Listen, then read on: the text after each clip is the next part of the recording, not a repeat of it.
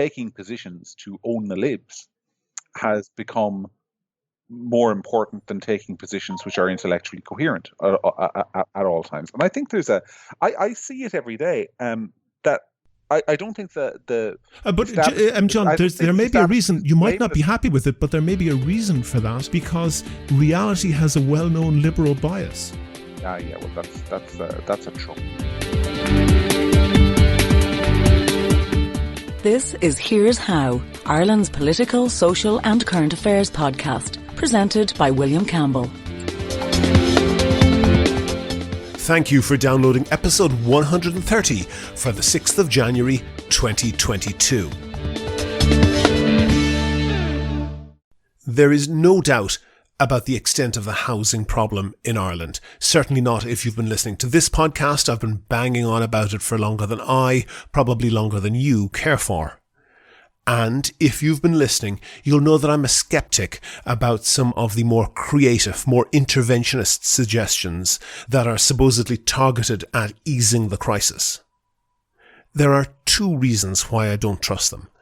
The first is that they generally don't work. For example, the focus on banning Airbnb, which sounds good until you realise that, in Dublin for example, the number of houses and apartments which could potentially be released to the residential market is 253. When you compare that to the 31,000 residences that the CSO records as vacant in the capital, it's clear that's a vastly bigger factor. But if you look at the relative amount of political comment and energy that goes into those two issues, there's a complete lack of proportion. On Twitter, you see a huge amount of energy going into criticising Airbnb and almost nothing about vacancy, and the same pattern is reflected across the political discourse. I can't quite work out why one topic gets far more attention than another that is objectively measured at more than 100 times greater. Sometimes I begin to suspect that some dark political marketing agency is stoking up the Airbnb talking point to distract from the real issue, paid for on the sly by people hoarding vacant land and housing, but that would be a bit too paranoid. Never attribute to evil anything that can be adequately explained by stupidity.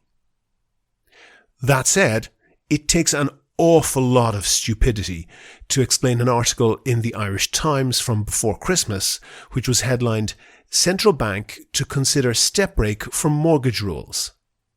The first two sentences of the article said, "Home buyers earning less than €60,000 may be offered a step brake from the central bank's strict mortgage lending rules under a series of changes being considered by the regulator. As part of a review of the measures, the central bank said it would consider a number of suggestions made to it, including loosening the current loan-to-income and loan-to-value rates for certain categories of buyers." I was really shocked to read this, because what the Irish Times here is calling the central bank's strict rules are the basic prudential measures that were brought back after the post-Celtic Tiger crash. During the boom, prices were driven higher and higher by people who could borrow more and more, and it all ended in tears. The central bank started enforcing prudential rules which are designed to prevent banks from going bust, just after the banks went bust. People can't generally borrow more than 3.5 times their salary or 90% of the value of the house that they're buying. But now, with property prices back to boom-era levels or even higher, developers and banks seem frustrated that there's a limit to how deeply they can drive the ordinary punters into debt. So I was surprised by the story by Irish Times journalist Owen Burke-Kennedy. It seemed to indicate that the central bank was minded to change the rules and bring us all back to the conditions that created the last great economic crash. And I got in touch with the central bank press office to get more details about this, and the helpful people there sent me a link to the relevant press release. And my next surprise was that the press release said nothing at all of what made up Owen Burke-Kennedy's article in the Irish Times. There was no mention of relaxing loan-to-income or loan-to-value rates, and no mention of looser credit for people earning less than €60,000. So I rang up the helpful central bank people and asked about this, and they solved the mystery for me. At the bottom of the press release, this was a long and detailed press release, there were some links to various documents, including a link to a 28-page summary of the central bank's listening and engagement events. This is standard fare for government bodies. They invite comments on their work from anybody who's interested. And for the sake of transparency, the central bank publishes a summary of the feedback that they get. And there are a few lines on page 19 of this document where they report feedback that some unnamed participants were worried that lending rules would make it challenging for single people, lone parents, and average income earners to buy a house. And the solution would be to wave aside the borrowing limits and let them drive themselves further into debt. We don't know who these participants were who were making these helpful suggestions.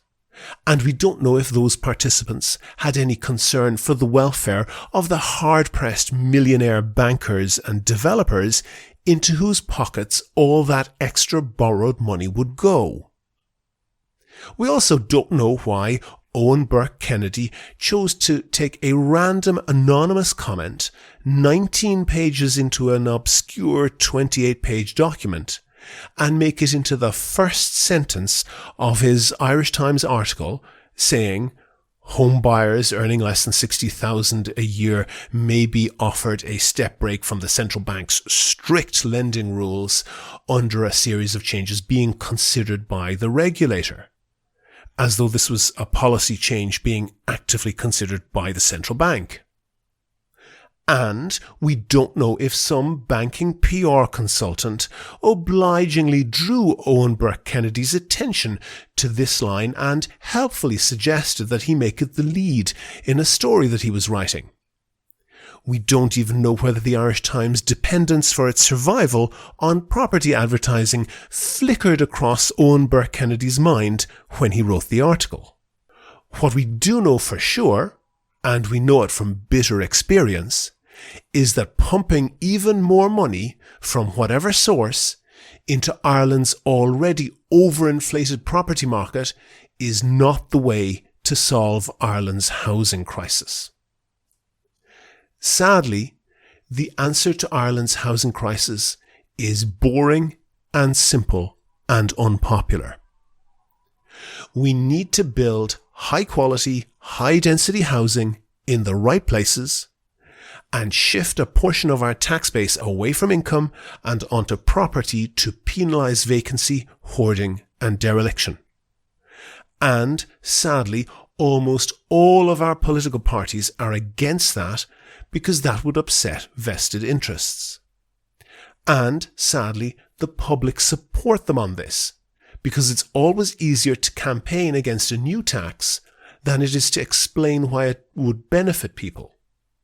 And there's always more locals up in arms objecting to a new development than there are people supporting it. So, when I saw various demands to ban build to rent, BTR, I didn't take them very seriously. Schemes that try to make housing available only to one type of buyer by excluding other buyers with the purpose of favouring one group, be they first-time buyers or Irish speakers in the Gaeltacht. These schemes almost never work. Housing is basically fungible. That means that a house is a house. Any house or any apartment you build is one less family that needs to be housed. And even if it was a good idea, which it's not, you can't really enforce rules advantaging one group over another without rules so stringent as to be impossible in a democracy. If you say that only this type of person can buy this house, or can buy it at a discount, either that means the buyer doesn't really own the house at all because they're not allowed to sell it, or you get the problem of a strawman buyer in between or someone who's allowed to buy the house and they just flip it or rent it out immediately. So with the build to rent, What does it matter if it's to rent or for an owner-occupier? Market forces are going to determine that anyway. But what I didn't realise until it was pointed out was that Alan Kelly, now the Labour Party leader, as Minister for the Environment, he gutted the upgraded building regulations that his predecessor John Gormley had brought in. And that allowed Fine Gael Housing Minister Eoin Murphy, before he jetted off to Armenia with the OECD, it allowed him to create a special category in the building regulations which govern build to rent. This means that when you build an apartment block, the law says that you must have this many 2 and this many 3-bedroom apartments, only a certain ratio of 1-beds and studios, and they must each have a certain minimum floor space and various other regulations about enough windows, enough parking spaces, the amount of outdoor space, and how many apartments are allowed for each separate entrance. If your design doesn't meet those standards, you don't get permission to build it. End of story. Except not quite. If you classify your block as BTR, build to rent, then none of these regulations apply. This is insanity. This is literal madness. What happened next was what was blindingly obvious would happen next. Developers had the choice between meeting the standards to build decent homes or slapping up as many shoeboxes as they could fit on a site with so few windows that you have to leave the lights on all day, with no parking spaces, with nothing resembling a garden, and with hundreds of apartments using the same door so you never see the same neighbour twice, and the loss of security and community that goes with that. To the shock of nobody at all, they chose the option that would make them twice as much money with half the investment. Now, I should note that there are some commentators who say that all housing should be built like this. They say that regulations specifying decent conditions are what are keeping prices up and causing the problem in the first place. They're basically saying that the housing crisis is caused by the unreasonable and irrational demands of Irish people who, for some strange reason, don't want to fry onions, iron clothes, change nappies, and sleep all in the same room. I'll talk to those commentators after they live with their families in a BTR unit for a few years. And when I talk to them, I'll explain that prices are governed by supply and demand, or in this case, lack of supply, not by input costs. The collapse of the apartment building sector into a sewer of neo-tenements is as complete as it is predictable. Since Eoin Murphy brought in those regulations, the proportion of all apartment schemes that are classified as build to rent has gone from next to nothing to nearly 95%. And even in this neocon's wet dream of a regulation-free Wild West, prices have gone up and up, because prices are governed by supply and demand, not by input costs. It goes without saying that the exemption from so many building regulations was something ferociously lobbied for by the building industry. But governments and ministers are lobbied for all kinds of things all the time. Alan Kelly and Eoin Murphy agreed to this. They made it law. Most recently, we know that the current housing minister, Fianna Fáil's Darragh O'Brien, has scrapped the completely uncollected 7% derelict sites tax. Fianna Fáil had proposed in their manifesto to increase it to 14%. Instead, they've scrapped it in favour of a vague promise to introduce a 3% tax, which they really promise to collect next time, but not before we've had a few years to study the issue, and certainly not until after the next election, and sure, who knows what will happen then. We know from tribunals that in the past, planning law and planning decisions have been changed in return for bribes. As I said, you should never attribute to evil anything that can be adequately explained by stupidity. In this case, it seems very much that stupidity is not an adequate explanation. In a moment, we'll have that interview with John McGuirk of Gript, but first I want to thank all of my donors on Patreon. I really appreciate everyone who donates on Patreon. For the people who don't know, that's a web service that allows you to donate €1 or €2 per podcast or per month. And that helps us to devote more time to researching topics and to finding interesting guests. If you think that you could do the same as the other donors, there's details on the website and at the end of the show. On the line now, I have John McGuirk. He's the editor of the, some would say, conservative news blog, Gript.ie. Some people say far right or something like that. I don't want to get into a debate about labels. Let the listeners decide about you, John, based on the things that you say, on your own views. And listeners will remember a couple of podcasts back, I was talking about an interview that I did with Professor Norman Fenton, who's a professor of risk information management at Queen Mary University of London. And I lamented after that despite his qualifications, he didn't seem to have a very rigorous take on the vaccine and COVID issue. He was very strongly in what some people would call the anti-vax, anti-lockdown camp. And I was going back and forth with you, John, and I think we were almost maybe approaching the topic from different angles, but almost in danger of agreeing with each other. And rather than me telling people what you think, do you want to maybe just characterize that yourself about that particular issue? First of all, I'd like to say that, as you're right, people may disagree, but as far as I'm concerned, Gript is definitively not far right. Mm-hmm. And we're not far right because I don't agree with Professor Fenton on much of what he said. Mm-hmm.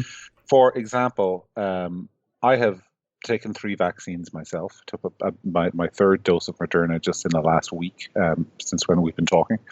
I have looked at the alleged safety concerns, which I think if you want to talk about the anti-vax movement, if you want to put it in inverted commas, there are basically 2 or 3 camps within that. But I think the one that is perhaps most prominent and gets most attention online are the people who are claiming that the vaccine kills people on a wholesale basis, that there is a huge outbreak of secret deaths or cases of illness. You see, for example, footage of footballers keeling over being posted on social media, etc. You see references to the VAERS database in the US or the Yellow Flag database in the UK as being indicative of a big safety issue. And because we do try and inform people at Gript, we've looked at this, and there's nothing to it, essentially. The safety concerns, as far as I'm concerned, simply don't stand up. There is no evidence that, believe me, I get 15 or 16 emails a week from people saying, why is Gript Media not covering the massive vaccine safety issue? From people who genuinely believe that it's a real thing. And my answer to them is always that if there was evidence of a genuine vaccine safety issue, that would be, I think we would be in danger of agreeing with this on this, William. That would be the biggest story in the world. That would be the biggest news story in the world. And so we've looked at it, and it simply isn't there. And people say, you know this, but for the benefit of maybe listeners who don't understand this, who get the VAERS stuff, or people say, look at all this. In America, there have been 30,000 reported cases of side effects, or whatever the case may be. A lot of people simply don't understand that is a database that only studies people who have taken the vaccine. It doesn't study people who have not taken the vaccine. So there's no comparison.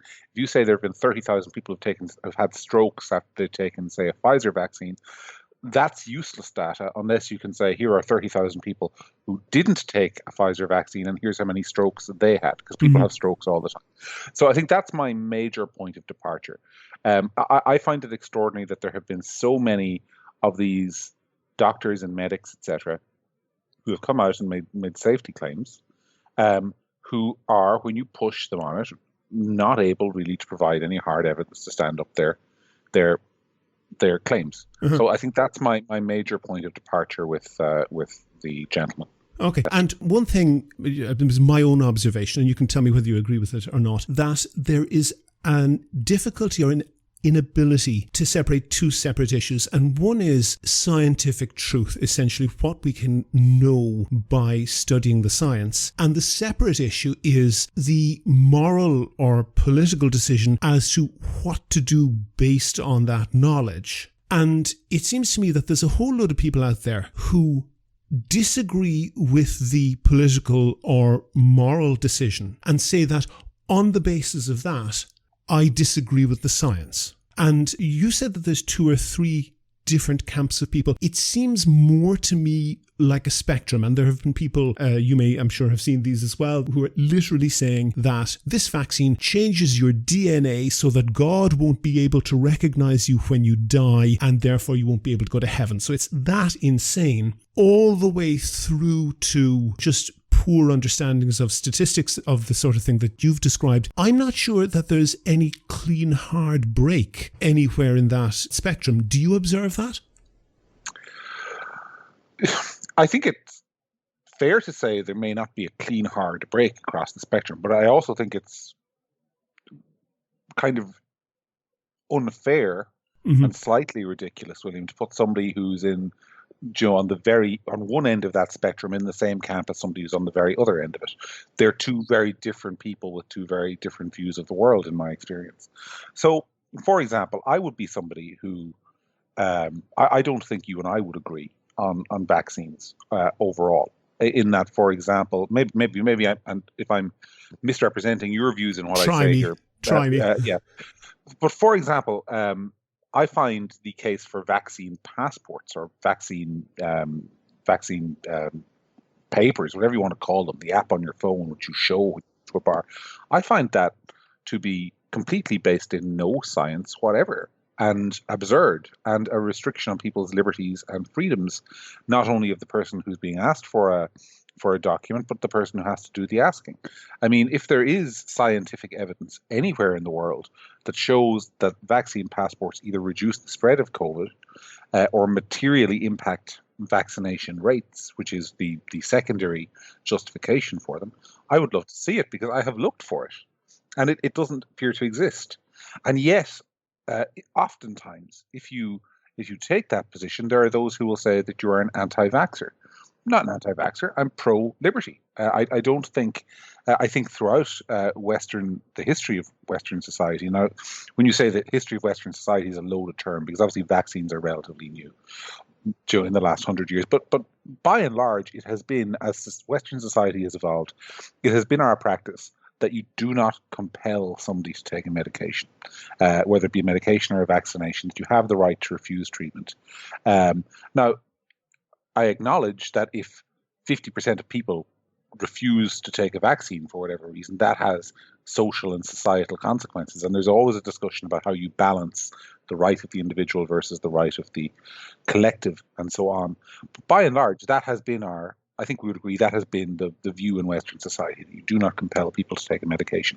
And we now have a policy in vaccine passports, and I mean, anyone who let me pause you before you go on. Let me pause you there, because you were correct that by and large people can choose, even if it's to their own detriment, not to take a vaccine. Although we have had cases, several cases in this country where people were compelled, and it was generally with minority religions, and I'm trying to think of which minority religion rejects blood transfers. And in cases where, for example, a child has been denied a blood transfer because of the parents' religious beliefs, that essentially went straight into court, got a priority hearing in the High Court, and that was flipped, and they were ordered to allow their child that treatment when that endangered their health or their life. And there's plenty of other examples, but I would acknowledge that they're at the edges. So, for example, when I travelled to Southeast Asia, I didn't have to get the vaccines, but basically I wouldn't get a visa to go if I didn't. So that's as good as compulsion as you get. And the one thing I want to say here is that neither you nor I are experts either in the medicine or in the epidemiology of compulsion in terms of medicines and so forth. So I want to steer clear of us going into territory that we're not expert in. But both you and I are absolutely entitled to comment on the moral and the political issues that flow from that science, as our politicians, as our everybody else. And I think that's a really important debate. Would you agree with me that that debate is being completely drowned out by the lunatics? your last question is an interesting one, which I'll have to give some thought to as I'm just responding to some points you made. But I will come back to it. The minority religious group that you mentioned a second ago was the Jehovah's Witnesses. That's right. I couldn't think of it. Yes, you're right. And in that case, you're perfectly correct. Yes, but I would also note that those cases have always related to children who are being materially harmed by a decision that their parents are making on their behalf. I went to Southeast Asia as an adult, had to get various vaccines in order to get into the country. Sorry, William, I was referring specifically to the blood transfusion example Okay. In the Irish courts, but I acknowledge the Southeast Asian example. I think you're correct. And I don't think, for clarity, that this is always a morally clear-cut issue. As I said, if you go back and listen to what I said a few moments ago, there's if 50% of people refuse to take a vaccine, then does their right not to take a vaccine override the right of the need for the whole society to be protected against a particular virus? I think that is a moral and political question.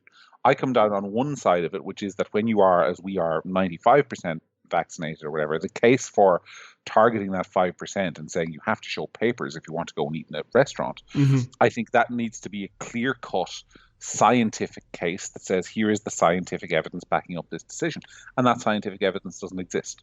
And that's just on that last clause, you're making the statement that doesn't exist. I don't have access to that. I will take you at your word that you believe that, but neither of us are qualified to say whether that scientific evidence exists or not. Let me rephrase it a little bit. I have not been able to find any scientific basis underpinning vaccine passports in terms of their ability to reduce the transmission of the illness or data.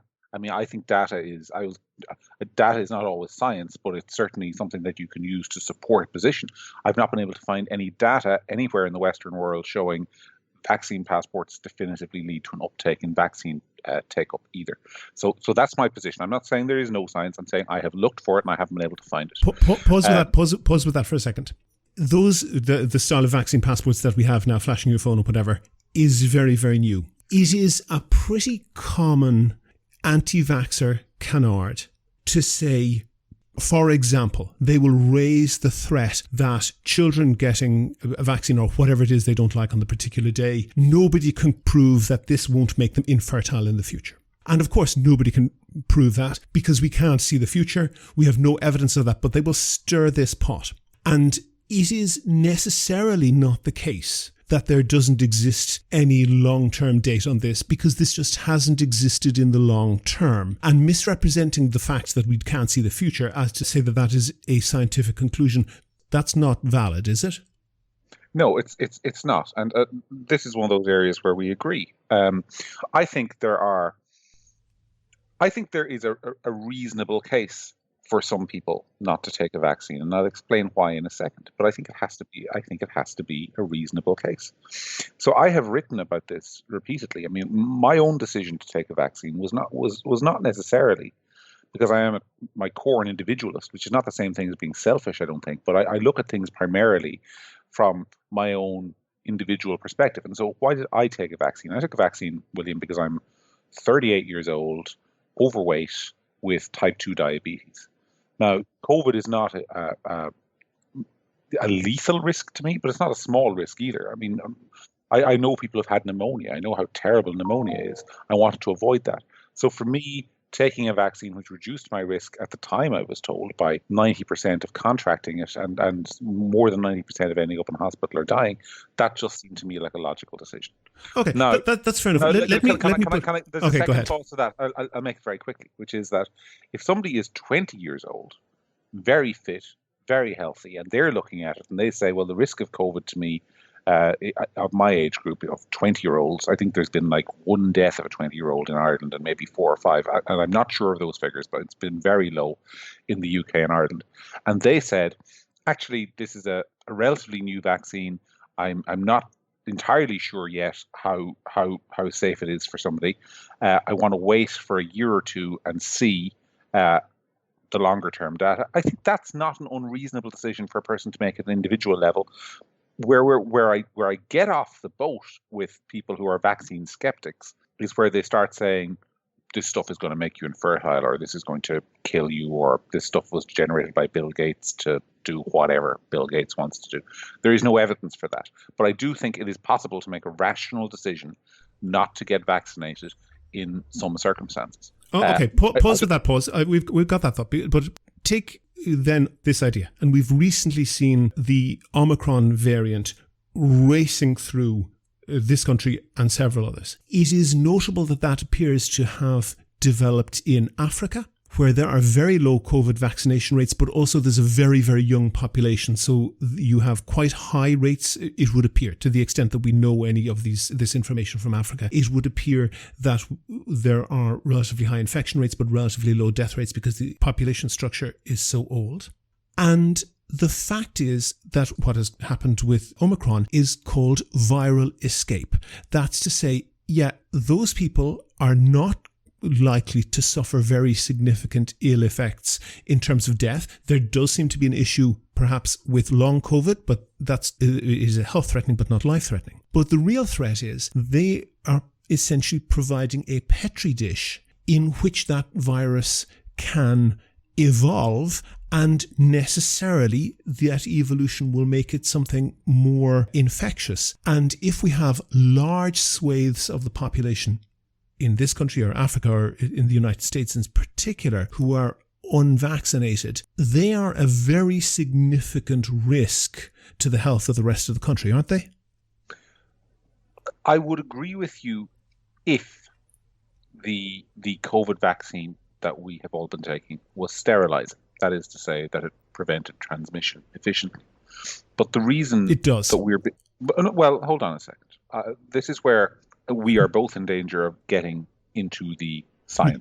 But the science clearly reports that it drastically reduces and I've got CDC figures in front of me here, it drastically reduces the risk of infection and the risk of serious illness and the risk of death.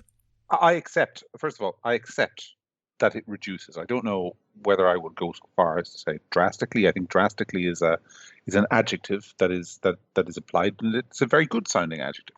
But the reason that we are being asked to take boosters right now is because the vaccine does not eliminate transmission. You can't use the word eliminate. Now, John, I've got to stop on this one because I didn't use the word eliminate. This is a real anti-vaxxer fallacy that I have to challenge you on. Because something is not 100% effective does not mean it is not effective. If you wear a seatbelt in your car, you are dramatically less likely to die if you get in a crash, but it doesn't reduce road deaths to zero. That doesn't mean that seatbelts are a bad idea. I don't disagree with any single thing that you're saying. In fact, and if I don't want us to get into the position of manufacturing disagreement where none really exists. Mm-hmm. This is a matter of emphasis. So for absolute clarity, I accept that the vaccine reduces transmission.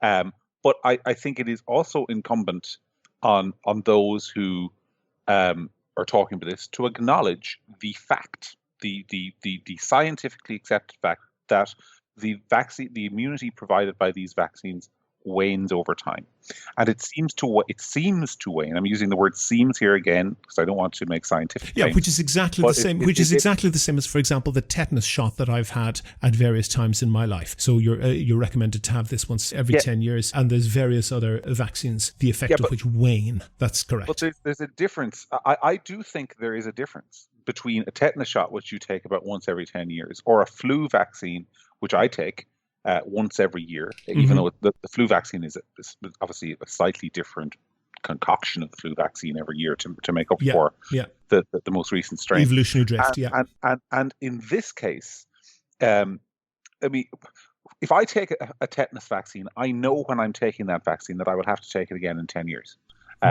Because that is established science. If I take a flu vaccine, I know I'll have to take one again next year.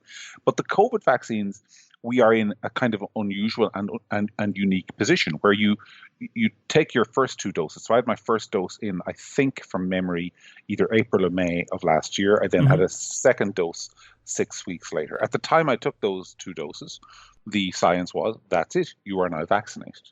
Now, because the science has changed, or the evolution, our understanding of the science has shifted.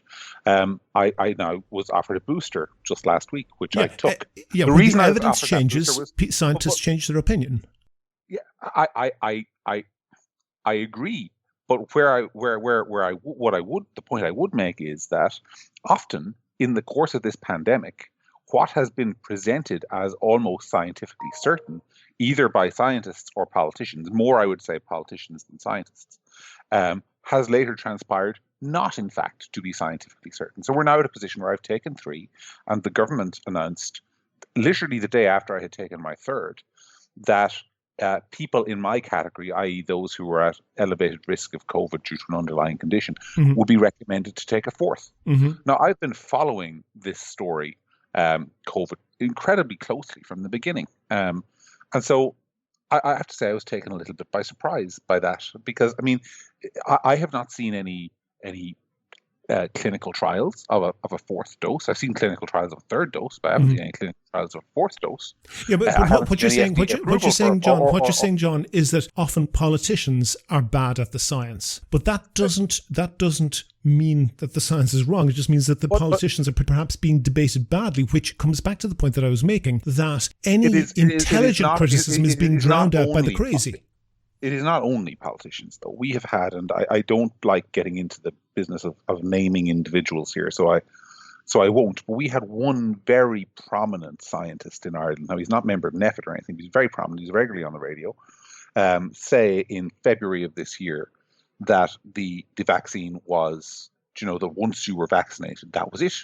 COVID will be over. It's done. This person is a scientist, a doctor, an eminent physician who had researched this. Now, he was wrong. Okay, now, but hold on for that. I take your point that people sometimes speak out of turn, and scientists can speak off the cuff, and that is why there exists the whole system of peer review. And I'm guessing that was an interview and not a peer-reviewed paper. But I want to say that I take your point on that can be disturbing for people, that what they took, clearly getting it from the popular media, but what they took as scientific advice seems to have changed. One of the points on that is, of course, that when the information changes, then the advice often changes. But you are correct that some people can be sloppy. But I would, and I'm not going to dwell on this point, but I would make the point that the amount of time and the amount of information that may have been presented sloppily in that fashion is as nothing to the avalanche of nonsense that you're getting on the anti-vax side. But I just want to deal with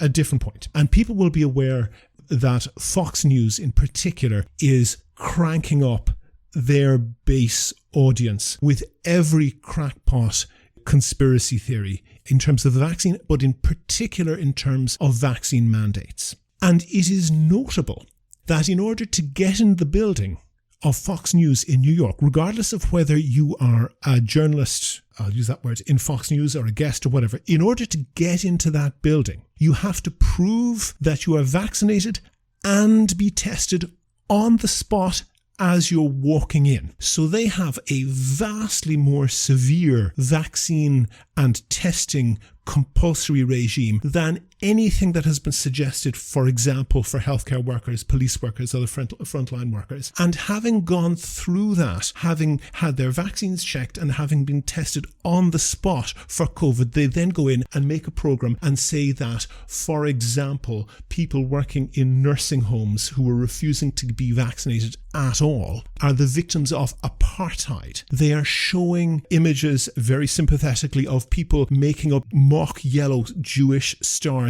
as per what the Jews were required to wear under the Nazis, and in order to say essentially somebody who is not allowed to work with vulnerable people in a care home who is not vaccinated and will not be tested is in some way being discriminated against. What's happening here is people are cranking this up for profit. That's true, isn't it? Well, if you want me to defend Fox News, you've gotten the wrong guy. I used to watch Fox News in when I was in my 20s, and it used to be on Sky. It's no longer on Sky, so I don't ever see it. But the point is true. Deal with the point that people are cranking this up for profit, entirely hypocritically.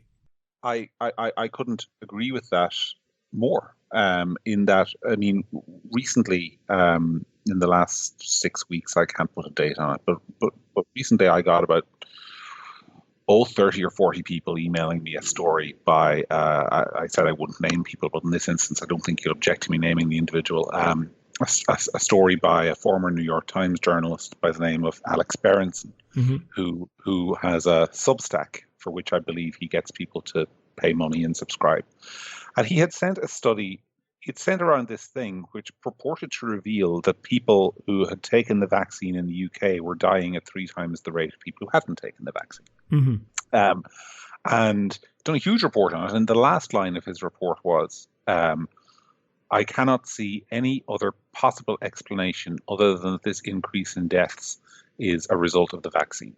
Now, those were not his exact words, but they're not an unfair presentation of what his exact words were. People can look up the story if they want to find what his words were. And I was astonished by this because I think it's fair to say that we at Gript are not. We do try to give people a voice. We do try to say if there's an issue here that isn't being covered as a big issue, we'll look at it. And I have constantly said to people, if you look at my Twitter feed, I've constantly said when challenged by people who are vaccine skeptical, if you have evidence that the vaccine is causing deaths, send it to me. And if it is real, I promise you we will cover it. And so I got this because people said, here's evidence. So this was Alex Berenson, a guy who's making lots of money, who's a recognized journalist, used to work for the New York Times, and the story was complete crap. It wasn't just complete crap in the if you dig into this, it's complete crap. It was complete crap on such a level that anybody, I'm not a trained journalist, and I could see within the first 3 minutes of looking at his data, it was complete crap. Because essentially, to explain for those who maybe don't understand instinctively why it's crap, most children are not vaccinated. Most people under the age of 18 in the UK, or at least half of children under 18 in the UK at the time these figures were collated, were not vaccinated. So whether you're vaccinated or not, you die at a much lower rate at the ages of 0 to 18 than you do at the age of 50 to 60, say. So all of that, if you take those data, it's completely comparing two completely different cohorts. Exactly. So my only explanation for what Berenson was doing there was that he was. I can't find any other explanation, and I do try to be fair to people. I couldn't find any other explanation other than that he was consciously misrepresenting the data in order to alarm people and to get people to subscribe to his site. So if you want to talk about, I don't watch Fox News, so I can't comment on what you said about them, but if you want me to talk about the general problem of people engaging in alarmism, then I think that's absolutely true. Okay, pause on that thought. Can I just say there's one other element to this which I think is important to understand as well, which I think happens an awful lot, which is people getting captured by their audience, and I think that is something that you have to be very, very careful about, particularly if you write in any way critically or skeptically of vaccines. Mm-hmm. People will always try and capture you. If you look at some of the most, I don't want to, again, policy against naming people, but if you look at some of the most extreme vaccine skeptic commentators, a lot of them, if you go back and look at what they were saying in March of 2020 or any time before that, were actually not that extreme. They have become more extreme over time because it's something that there's a feedback loop between them and their audience, where the more extreme they become, the more their audience rewards them for it. Mm-hmm. And so the incentives, once you go past the point where you are no longer a member of polite society because you've made absurd claims about the vaccine, then at that point, all the incentives push you towards making more and more absurd claims. It's not just in relation to the vaccine, other issues. This audience feedback loop, I think, is one of the biggest problems we have in Western society. And I would say it's the case both on the extreme right and in other areas, not necessarily related to vaccines, in other areas on the extreme left. And I think that then creates, Alex Berenson, for example, is never going to work for the New York Times or any mainstream outlet again after he's reporting on vaccines. Therefore, his incentives all run towards making sure that the audience he has cultivated stick with him, which means that he must constantly push them material that suits their priors. So then my question is, John, are you guilty of that? I don't think it is possible to be. Media is a business as well as it is. Let me give you the reasons why I'm asking that question. And first of all, I just want to say to you, I agree that in terms of the explicitly anti-vax stuff, you have stayed away from that when perhaps your audience might have pushed you there. And as you say, you get a lot of messages from your audience perhaps trying to push you there. And what I'm seeing on your website is not that type of stuff, nonsense statistics that are easy to knock down. But it seems to me that you're winking at that crowd. And I don't know how much, well, I do know how much you cover Slovenia normally. There is exactly one story on the Gript website that mentions Slovenia, and it's about the regulatory authorities who briefly suspended the use of one of the vaccines in Slovenia.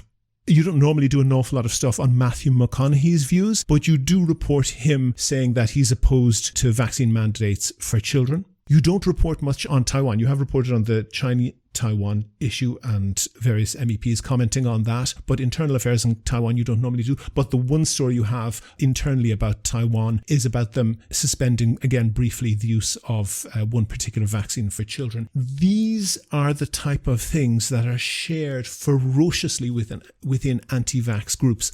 I'm not suspecting that any of those stories are untrue, but you have a huge focus on the sort of stories that anti-vaxxers like to share, which, taken as a group, show vaccines in an enormously negative light. That's true, isn't it? I don't know that I would agree with the enthusiasm with which you say that's true, isn't it? But I don't think your point is necessarily unfair either. But I also think there's a reason for it. And that is, if you go back and listen to what I said earlier in the podcast, is that I have consistently said my standard to our audience, and let's make no bones about it, we do get a disproportionate share of what you might term vaccine skeptical people, or we don't actually get a lot of our readers aren't screaming anti-vaxxers because most of them don't trust us. They think we're too soft. I get called a shill for big pharma all the time. But we do have a large vaccine skeptical audience. And what I've always said to people who say, why aren't you covering the VAERS data? Why aren't you covering yellow card? Is that if there is evidence of any potential issue with the vaccine, we will cover it, and we will cover. But pause. John, the one thing, and you said you're not a trained journalist, but you write a lot, and I know that you read a lot, and you know how this works. It is perfectly possible to misrepresent the situation without ever telling a lie. And I've made this example before. If you go, for example, on a left-wing website like Huffington Post, basically any immigrant kid who gets a gold star on her homework is portrayed as a heartwarming, touching story in order to portray maybe minority kids or immigrant people in general in a good light. If you go onto a far-right website like Breitbart, no immigrant in the United States can get so much as a parking ticket without it provoking a screaming headline about immigrants and crime on Breitbart. It is possible, without ever telling one specific lie, to grossly misrepresent the truth. And when you take the one story that you ever published mentioning the word Slovenia is where the regulatory authority stopped the use of one of the vaccines briefly. And you didn't report them reintroducing that vaccine, by the way. So on its own, that happening once, yeah, okay, perhaps. But if I put COVID vaccine into Google and search just Gript.ie, it is a carnival of the type of headlines that anti-vaxxers share to each other. Isn't it true that you're giving them clickbait? You're not telling a lie. I 100% accept that, but it's a negative effect. You are harming society by what you're doing. I don't know that I'd go so far as harming society. First of all, can I say clearly that I think that your criticism is not unmerited. I think that you've got a reasonable point, and I'm aware of it myself as the editor of the site. And believe me, well, then you're the editor. Fess up. Are you doing this so that you'll get shares? No, for me, it is about audience trust. And this is the point I want to make, if you'll give me just a minute to make it, which is that one of the big issues in Western society is, and particularly for the audience we serve, is a complete lack of trust in mainstream media. They don't trust The Independent. They don't trust The Times. They certainly don't trust RTE. Oftentimes with good reasons, sometimes with not so good reasons. And they do trust us to give them a full picture of what's going on. And so if I have a quibble to make with your criticism, it's perfectly fair to point out that we mentioned the suspension of, I think it was either AstraZeneca or Moderna in Slovenia, or what happened in Taiwan. But we have also I have personally written 10 or 12 pieces completely contrary to the views of many in my audience, saying, here's why the vaccine works and this is why I took it, and this is why other people should take it. So I don't agree with the contention that we have been one-sided. I would agree that perhaps in terms of news story selection, we have highlighted incidences around the world where the vaccines have been suspended for a period of time. But I would also say, if you were to put vaccines suspended into Google and just limit it to independent.ie, the Irish Independent, I think you'll find 20 or 30 of those stories on their website as well. And I think the difference, if I might say so, is that hold on. They publish, hold on, no, I'm going to stop you on that one. They publish hundreds and hundreds of articles a day. You publish maybe 2 or 3 articles a day. So to have that volume of essentially anti-vax clickbait within a relatively small website, the density is much higher, isn't it? Well, we publish 10 articles a day on a usual day, first of all. Secondly, to finish my point, which was I think you will be much more willing to give the Independent credit for balancing their coverage with pro-vaccine material than you are willing to give us credit for balancing our coverage with pro-vaccine material. I mean, I have repeatedly written why I think the vaccine, if you go and look, for example, at the article I wrote on Pfizer's booster shots and the data underpinning them, I was very clear with our audience. Pfizer have produced research which shows that the antibodies as a result of their booster are significantly higher than the first 2 shots, and some people are now saying it's a 3-shot vaccine. John, isn't I'm not an anti-vaxxer, but isn't that just the latest I'm not a racist but? No, it's not. At all, if you read something on social media that begins, I'm not an anti-vaxxer, but everybody in the audience for this podcast, and you as well, knows what to expect next. But that is a result of what I view as the misrepresentation. Misrepresentation is the wrong word, and I want to stay calm because the conversation, it's not getting heated, but it's getting intense. Mm-hmm. So just give me a second to find a better word than misrepresentation. The evolution of the term anti-vaxxer. 2 years ago, if I had said to you, you and I, William, agree on a definition of the term anti-vaxxer, I don't think we would have found it that difficult.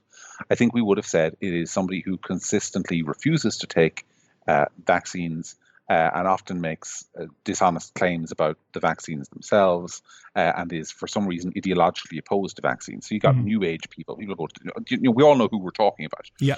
I think the difficulty today is the term anti-vaxxer itself has evolved. So Merriam-Webster, the American dictionary, genuinely redefined the term anti-vaxxer on their dictionary within the last 3 to 4 months, now to include people who are opposed to vaccine mandates. Mm-hmm. I simply do not agree that somebody who's opposed to vaccine mandates is an anti-vaxxer. And yet, if you say in Irish society these days that you're opposed to vaccine mandates or vaccine passports, I'm not saying you would do this, but I think we would both, it would be absurd not to agree that there are many people in Irish society who would now reflexively refer to that position as anti-vax. So I think when you say I'm not an anti-vaxxer, but you are correct that in some cases you know what to expect later on, but I also find it just absurd that I am somebody who has taken every vaccine I've ever been offered in my life. I have never declined a vaccine.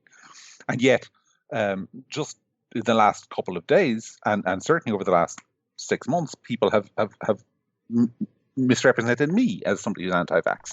Okay, pause with that. And we've got that, and you've made your protestation, and I think that's valid, what you say. And I'm happy to allow you to say that. And because it's probably fair to say my own position, I think in terms of the vaccine passport and so forth policies, it is valid to do things which have a beneficial health outcome. But I don't think that it's valid to, and I think it's entirely wrong, to punish people. In other words, it's to make their life difficult for no valid health benefit. But equally, people have a right to a choice. I think you need a very extreme circumstance indeed to take away somebody's choice, particularly an adult's choice in terms of medication. It might be possible to reach that threshold, that very extreme situation. But it should be done on a scientific basis.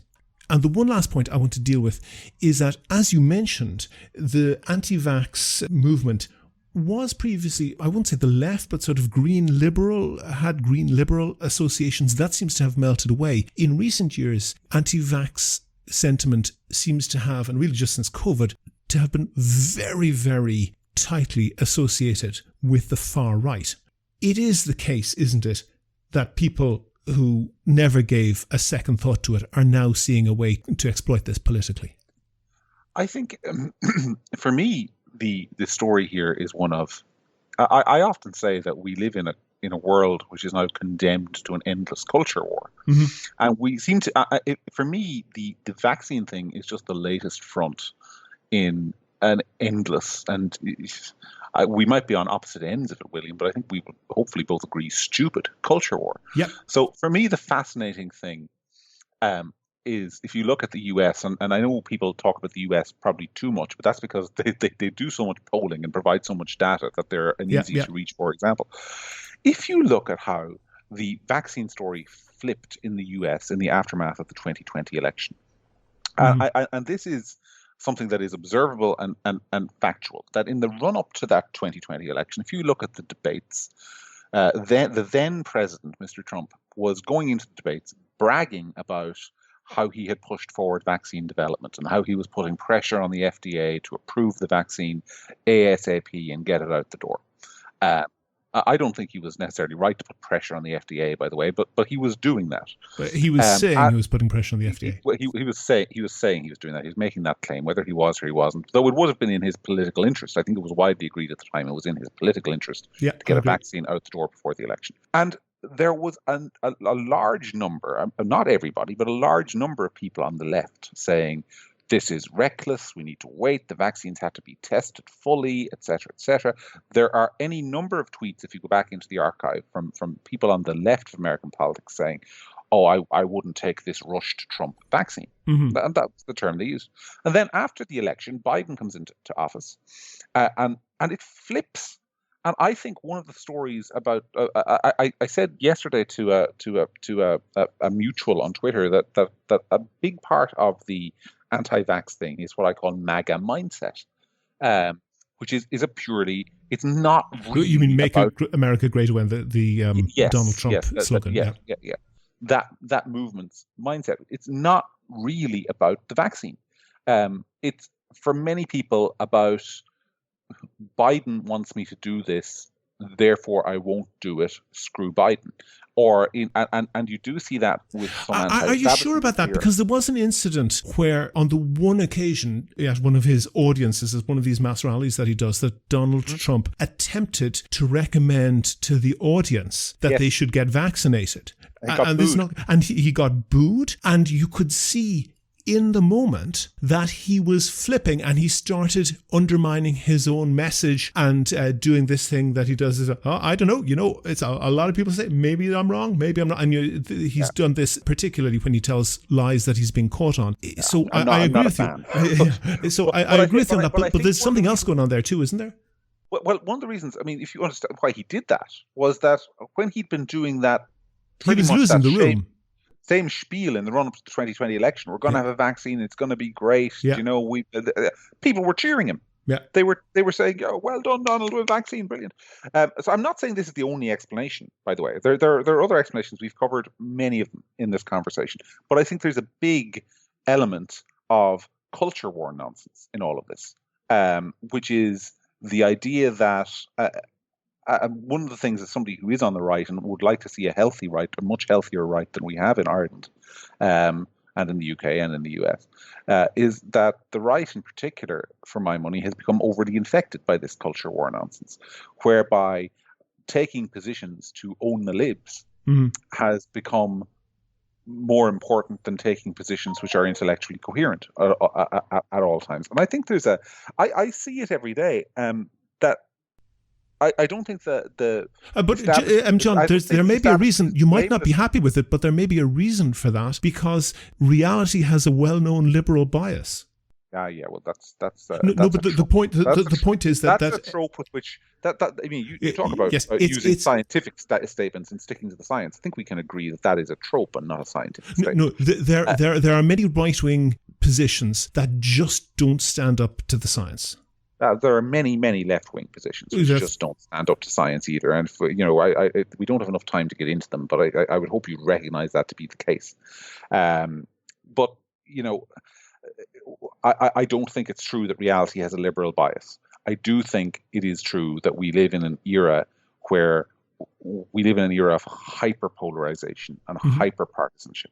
And I don't think that is a one-way street by any stretch of the imagination. But I do think that hyperpolarization is a problem. We have, I'm conscious of not being a bore on any topic, but if there is one topic on which I am a bore, it is that I think the mainstream media has a tendency to alienate a huge chunk of its potential audience, and it does that by almost obnoxiously, behaving in a particular manner. So there's an outlet in Ireland which is in charge of fact checking, or has positioned itself as being in charge of fact checking, and its fact checks are constantly. Some idiot on the internet said that the vaccine will cause you to fall into a pit and be eaten by snakes. And we'll fact check that. But they consistently refuse to fact check people in authority. So, for example, there's never been any fact check on NPHET's projections of COVID cases, which have been consistently, I won't say wrong, but consistently pessimistic. There's sometimes there's a section of people in society who feel that the dice is loaded against them in the media and in politics. And when they feel that across the board on a range of issues, they are less likely to trust you when you tell them to take a third and a fourth and a fifth vaccine dose. And that is a problem that has been many years in the making. And it is completely true. And we discussed in this discussion how some people exploit it, how there are websites like mine are occasionally, you could argue, guilty of only highlighting bad news, though I don't agree with it, but I think it's a fair argument. But I think there's also a case to be made that one of the reasons we're in this position today is that there has been a catastrophic breakdown in trust between what one might call the establishment and what one might call, in this country, it might be 5 to 10%. In the US, it is clearly 30 to 40%. In Britain, it might be 20% of the population who feel like their views are not being heard and that the media is misrepresenting them. Now, you and I might disagree on how valid those feelings are, but that they exist is, I think, observable and documented fact. And I do not think that enough has been. I think it's too late now, by the way. But I think that is one of the reasons that we're in the position that we're in. John McGuirk, editor of Gript.ie, thank you very much for talking to me. Thanks, William. Here's How is Ireland's political, social and current affairs podcast. Go to the website for sources and references from the show. And while you're there, you can like the show on Facebook, follow the show on Twitter at Here's How Podcast, and follow John McGuirk at John_McGuirk, and get in touch if you can suggest a guest or topic for the next show. And thanks again to all of the patrons on Patreon. Their donations allow me to devote time to research and finding interesting guests. And if you could do the same as them and donate €1 or €2 per podcast or per month, please go to patreon.com/Here's How. That link is on the website. Also there you can find out how to subscribe to the podcast for free on your computer, on your phone or by email. All that information is at www.here'show.ie. The Here's How podcast is produced and presented by me, William Campbell. The assistant producer is Kevin Wolf. Thank you for listening.